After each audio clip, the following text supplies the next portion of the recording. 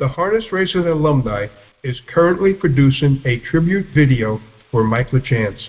Mike LaChance is one of Harness Racing's greatest drivers of all time, a winner of 10,253 races with career earnings of over $180 million, winner of 4 Hamiltonians, 3 North America Cups, 27 Breeder Crowns, and the winner of Payson's Triple Crown in 1987. Inducted into both the U.S. and Canadian Hall of Fames. To become a sponsor of the LaChance Tribute, please visit www.ustrots.com. Again, www.ustrots.com. Welcome to this week's Harness Racing Alumni Show. The Harness Racing Alumni Show with your hosts, Freddie Hudson and Trade Martin. This is Freddie Hudson, and welcome to this week's Harness Racing Alumni Show. We have a distinguished panel this week. We have Rick Berks, Gordon Banks, Richard Young, all standardbred owners and breeders, along with Michael Antoniades, the super track and analyst. It's a pleasure. Welcome, everyone. Glad to be here. On this week's show, we're going to start off with Mike is going to give us a recap of our August 7th show. Mike, over to you. Sure. We are talking about a group of people that obviously have a great passion for the sport to try and do something on a grand level, which is recreating some big events, tying them together, and perhaps talking about a Grand Slam connecting many of the sport's top events. Now, there's a lot of support for something like this, and as we've seen through the course of this year, with the handle being down almost $100 million, that there has to be a discussion which creates some dialogue as how we can get the harness racing train back on the rails. And I think we'd all agree that if somehow we could go back to the type of racing that occurred at Roosevelt and Meadowlands and Sportsman's 40 years ago, that we could attract an entirely new audience. So why don't we go back and talk about the grand strokes about this plan? Okay, so we do want to set up a round table. Gordon, where are we at, and who should we be inviting, and who should we be getting up to start a round table to move in the direction of setting up a steering committee?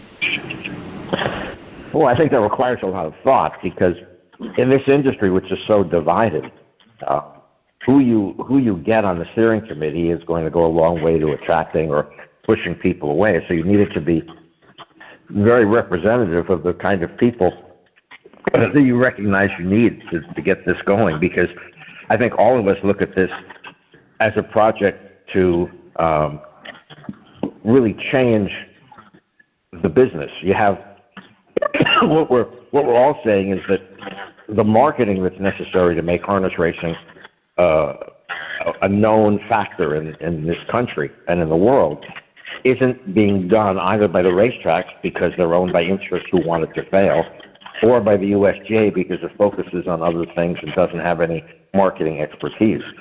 So what we're saying is we need to form a new group and with a new business plan to support a series of 4 or 5 significant races, all of $1 million or more, adding to the many races that are 700,000 now, the North America Cup, the Meadowlands Pace, the Adios, the Jug, I think I forgot one. Breeders' Crown? Breeders' Crown, right. Those races, make them all minimum of $1 million, and hopefully one of them $2 million, to attract more visibility. Work in a way that brings in network television to get us a presence once again. Change and modify our product to make it better for people. Shorten. I understand there's this massive conversation about drag in the industry, and but nothing can justify 6-hour cards. Richard was saying he was watching Indiana Hoosier card the other day. as I did also. It was 6 hours long. You have to be kidding me. Every sport is trying to shorten the length of time that their game lasts. And at the same time, harness racing is expanding it, claiming that drag is necessary. That's an insanity. And there's so many things like that. Fixed odds are necessary. We need so in essence, to answer your question, and I'm going around it a little bit, we have to create an entity that handles the marketing, handles the funding of these races, and works with all the parties to get uniformity in the quality of the racing and the gambling options, and create a new day and recognize that you have to focus on two different things: maximizing attendance on special days at our racetracks, and also on a daily basis, maximizing the volume of wagering and viewing on the online off-track platforms, because that's the bread and butter of the industry, and harness racing hasn't created the visibility to attract enough betting dollars there. So who would be on the committee? The steering committee is something we'll all have to discuss in the next couple of weeks, and then look for feedback from others to see if we're going the right way. Now, Rick, I'm going to go with you right now. You had said that the casinos are really trying to get rid of us, and that we as an industry have to stand up and support ourselves, and we have to be self-sufficient. Now, you had come up with a pretty good don't pave the oval. I'm having a hard time hearing you there, Freddie. Maybe it's just mine. Okay, I must. But yeah, it's a problem with my volume. Sorry. Yeah. I got it. Yeah. After watching what happened with Pompano and. Go ahead, Rick. Yeah, I couldn't tell if it was good feedback. After watching for years what happened with Pompano, it's pretty obvious, and everywhere you look around where most of our tracks are, we're tied to racinos, and it's pretty obvious the racinos' objective ultimately is to get rid of us, because the way it's structured today, we're just a parasite. We don't offer anything bring anything to the party. We just have our hand out. And we're virtually unknown in the markets we're in, due to a long period of not being marketed by ourselves or by the people who basically run the show now. So we have to create an awareness that we exist in the different communities we're in. And I said on the last show, you could walk around Lexington, Kentucky, in the horse racing capital of the world, and you would be hard-pressed to find somebody that knows where the Red Mile is or that harness racing goes on there. That's just amazing to me. So our overarching goal and the purpose, I think, is to bring awareness back to our sport. We're going to have to do it ourselves. The racinos are not going to do it. The track owners are basically, I feel like they're controlled by the racinos, because they're the one paying the tab. So we're going to have to do it ourselves, and I don't expect any of them to help us, but I do believe we have the ability to do it ourselves. We do have to modify our products in a lot of ways, but the first thing we have to do, the main thing we have to do, is create more awareness to our sport and bring people to them. And these big events, if you look at thoroughbred racing, they do a great job with this. People love events. They love, and one thing that we have that most other sports we have history that works in our advantage, and we're a lot of small rural markets where big events are big events, and we should be taking advantage of it. So that's our main goal. On who we invite to, or how we go about setting up a roundtable discussion to basically decide how we move forward, and that's I don't know how we do that, or do we invite people? Do we just open it up and who wants to come? And I don't know what the interest level is, but I think that's where our next step has to be. And the Lexington, the sale is probably the best place to do it. You have a large collection of harness sport people. So that's where it seems to be where we should be targeting. Let me put in here for a moment, but I'm asking a question to everyone on the panel, and I'd like to start with Mr. Young. If you could get all these premier races we're talking about to $1 million purse and possibly a $2 million purse on a Breeders' Crown, what will the immediate effect on the industry be? Well, that's really kind of hard for me to answer that question. The effect is that you create an interest for the 2, 3, 4 weeks before the big race. Then you do get a lot of people to go to that, and then it all dies off.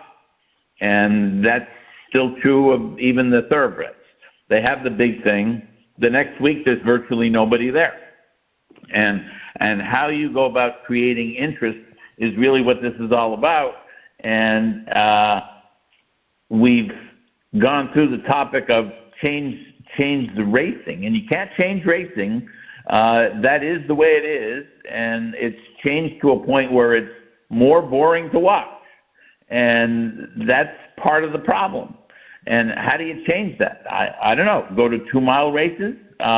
You don't have normal 1-mile races. You have at least 3, 4 on the card that have 2-mile races, that kind of thing. At least that'll create more interest and make it less favorites winning. But I really can't answer that on the cuff. But I really liked when they did the jug and went to $1 million. I said, okay, that's where I'm going. And it also created more interest with other owners, so they had more elimination races than they've ever had in a long, long time. And so if you create enough money, you get enough interest. Part of the problem we have is that if we took 100 people out of this business, we would have no business. That's how small it is. That's all you got to do is take away 100 people, and the business will be finished, because we're controlled by a very small group of rich men, and they get to do what they want to do. They have 2, 3 horses in every race, and that also causes another problem. So, let me bring this to Gordon. Gordon, if we could create the road to the Breeders' Crown, and by doing so, involve venues as similar to what the Derby does, Kentucky, and all of a sudden now you get more and more venues involved. Wouldn't that have a pretty good residual effect? It's an if.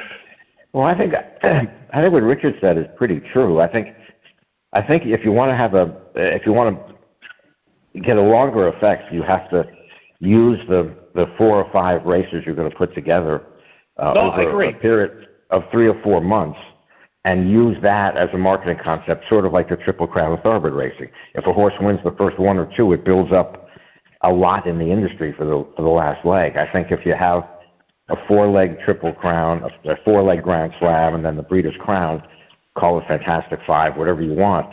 And if you have the last one truly being decisive, that you can create a lot of interest. I still think, as we talked about other times, that you have to create a bonus system. You have to have fixed odds so people could talk about it and wager in advance as they would on other sports. And then they could also have tie-in wagers. You could mix wagering on harness racing with wagering on football or other items if you have fixed odds. If you don't have fixed odds, you can't do it effectively, I think. No way I know that that's been done. So I think there are ways you can do it, but I think it's got to be the major focus of what we're trying to do, because I think we have to recognize that the product as we have it, both in terms of the quality of the product, viewability of the product, is not there. I spoke to some people in the industry about this issue, and they said to me, well, what's so important about $1 million? You have the Breeders' Crown, which is $7 million on the one night, or $6 million. What difference is it going to make if it's $9 or $10 million? Number one, that's the negative attitude people in this industry have. But number two, there's a certain amount of sense to that. One has to completely redo everything. There's basically no marketing whatsoever of harness racing, and the only way to overcome the problem and address what Richard said is through intelligent marketing in all sorts of innovative new ways. Rick, put us back to your original thoughts about what Gordon just said. Well, it's exactly right. And what I don't see going on in this industry, and I doubt that there's much of it going on, but the way to market today is a digital marketing, and that's how we build our own fan base. And it takes a good digital marketing plan. And as you know, you go search for anything online, and then you start getting inundated with all kinds of marketing on your social media.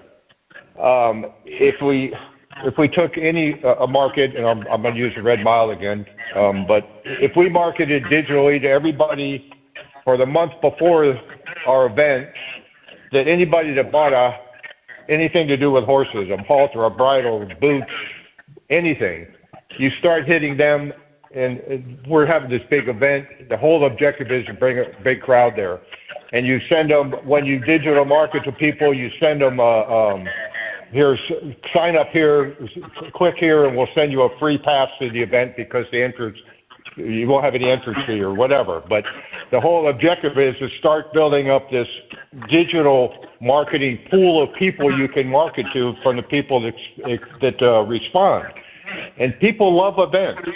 They just don't know what's going on.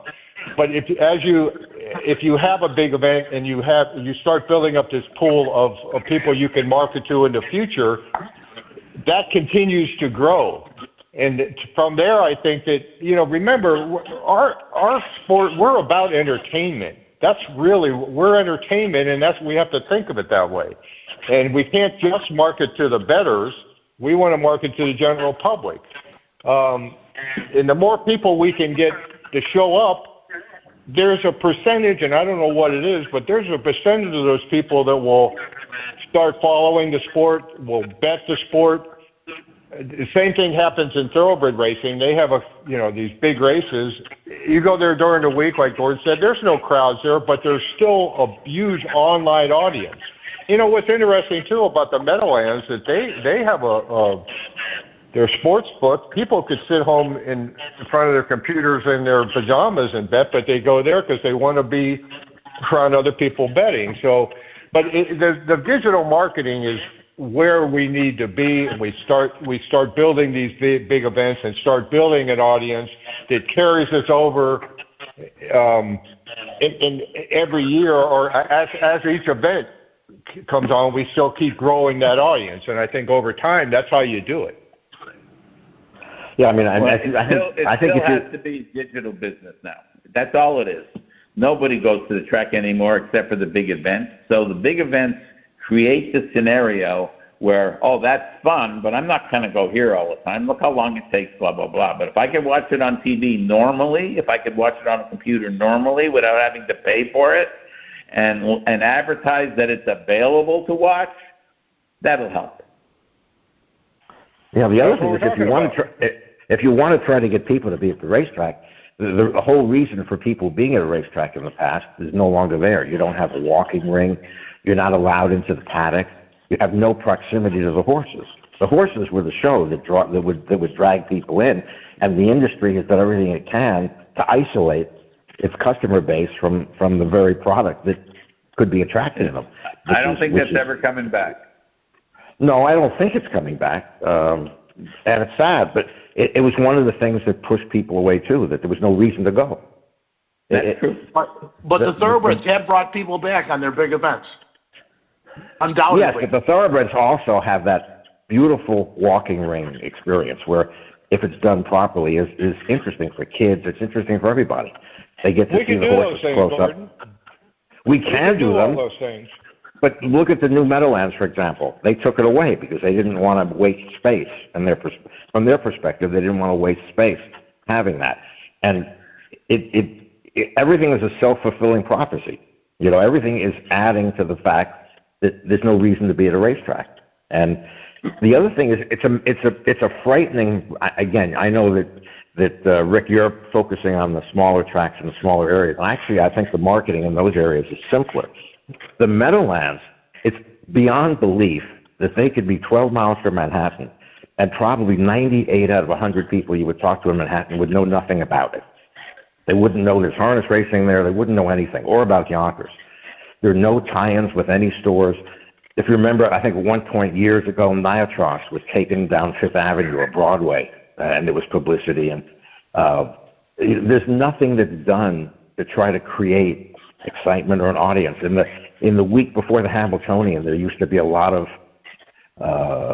publicity. That's gone. There's no effort to bring the sport to the people, and whether it's deliberate or just negligence, it's killing the business. And again, the owners of the tracks certainly aren't going to do it, and the USJ is not going to do it. So if we don't do it, it's not going to happen. And if it doesn't happen, Fraser Downs and other tracks are going to disappear, just as it did. Look at the editorial they had in Pennsylvania last week saying that there were so many social needs for the money that's been given to support harness racing.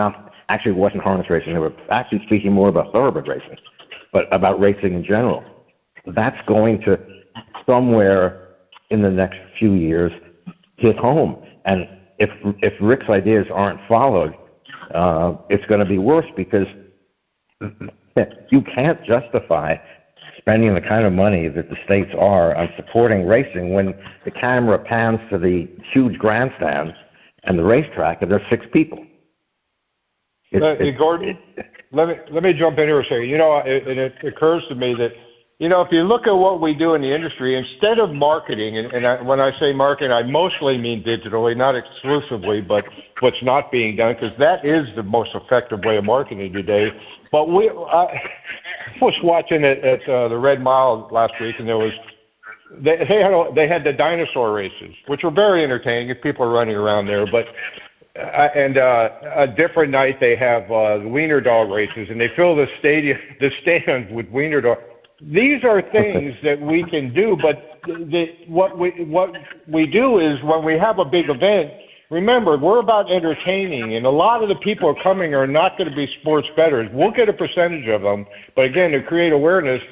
But those events, what they're doing there, they don't bring people to harness racing. But those are the type of things we should be doing between races to entertain people, because again, that's what we're about, throwing T-shirts into the crowd, whether the wiener dog races or whatever is going on. You could have pony rides to the side. You can do all these things in this event, but like Gordon said, the racinos and the track owners, which are one now, are not going to do this, and they're not. I don't think they're going to be particularly thrilled that we're doing it, because their goal is to get rid of it.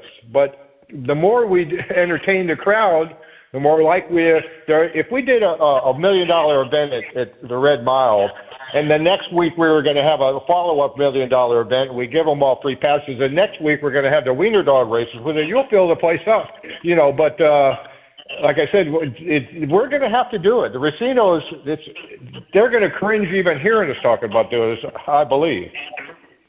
It is Freddie here. When the Meadowlands first opened, they had a commercial out there where they had Tony Abatello riding a horse over the George Washington Bridge, going to the Meadowlands, and that commercial was shown in all of the New York market, and more than 42,000 showed up for opening night at the Meadowlands. Different era. But let me tell you something that's very relevant. I believe they have the amateur racing club, and the amateur racing club was never successful anywhere 10 years ago. But about 5 years ago, and I'm not going to put it entirely on Gorell. Gorell always talks about bringing back the type of racing Joe DeFrank had, horse advancing on the outside, no holes. And the driver's county is very resistant to doing it. But the amateur drivers did it. They did it almost exactly the way DeFrank would have wanted it. There were no holes. There were almost always 10-horse fields. I think everyone would agree that these aren't the most talented people that were driving the horses compared to our professional drivers. But in a series, it took about a year, that product, the amateur product at the Meadowlands, got to a point where favorites were about 20%, and the average payoff was nearly twice what it was in the regular races. And within a year, people were betting $300,000 on the first race, and an average, I believe, of $260,000 for the amateur races, even though they were the lowest level races, and obviously the talent wasn't what it was. So if you could fix the racing to the point where I think everyone would agree that probably the greatest racing they ever saw was the Meadowlands in the 70s and 80s. If you could get back to something like that, where all of a sudden you had a favorite percentage in the 20s, and the average win payoff was $16 or $17, almost half the tries paid over $1,000. You're going to get people almost immediately. It's not going to happen. Well, guess what? It happened. No, it's not. It's not going to happen. It just won't. You're talking about something completely different. There is zero chance that we're going to change how they race and the drivers of today and the horses of today to race as if they're amateurs. It's just not going to happen. Nice thought, though. Well, the one thing, I mean, you might have a chance if you tried to force bigger fields. I don't know how much you can change the distances of the races. That's possible. You certainly can have bigger fields. Distances. Yes. Yeah, I mean, the drivers now are so petulant that they don't want to have a second tier. And my God, you look at racing in Australia and New Zealand, you have 4 and 5 horses in the second tier, and the payoffs are much more unpredictable. And the other side benefit of having much bigger fields, in addition to the wagering side of it, is that it uses up more horses, and you can have fewer races in a night, so it's not a 6-hour experience. You could have 7 or 8 races of 12 and 14 horse fields, have some excitement, and still get home before your next child is born. I think 10 races. I think 10 races is the gold standard. It worked forever. Yeah, and 14 and 16 is ridiculous. Well, I don't know if we can talk people into 12-horse fields and mile-and-a-half racing, but I would love it. I would too. Yeah, I would love it. I'm just coming back to the point where you won't get 30%. You won't get 35% favorites winning either. You just won't. Do you know what the average in the USTA right now, the average percentage of winning favorites is the track's currently running? Well, no. 35%? 47%. I don't know if that's true. Where is that? That's true. You can go on the USTA on track statistics. The tracks run anywhere from 41 to 51%. Okay. Yeah, that's pretty scary. Well, yeah, what Gordon is talking about, the slowing down of the second quarter, the manicuring of tracks to make speed favoring tracks, the almost elimination of horses battling to get towards the front. This is all ended in a event that's really not compelling anymore. Very rarely is it compelling. But if you could fix this, and I think you can, I know that's probably minority opinion, but there's all kinds of things you could do to get closers into the game. That's a whole different gambling game now, and a very much more popular gambling game. Okay. Yeah, the difficulty is that the big money isn't going to want that, because the big money likes the way it is now. They spend, the breeders. If you start changing the racing and the distances and everything else, a lot of the breeders are going to be caught flat-footed in terms of the product they're producing. Let me use something less personal, Gordon.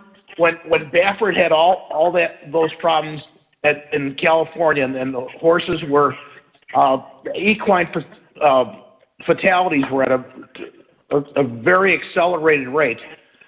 Mm-hmm. Dennis Moore went over, and what's the first thing he did? He slowed the track down. In other words, he put more cushion on the track. The track became slower.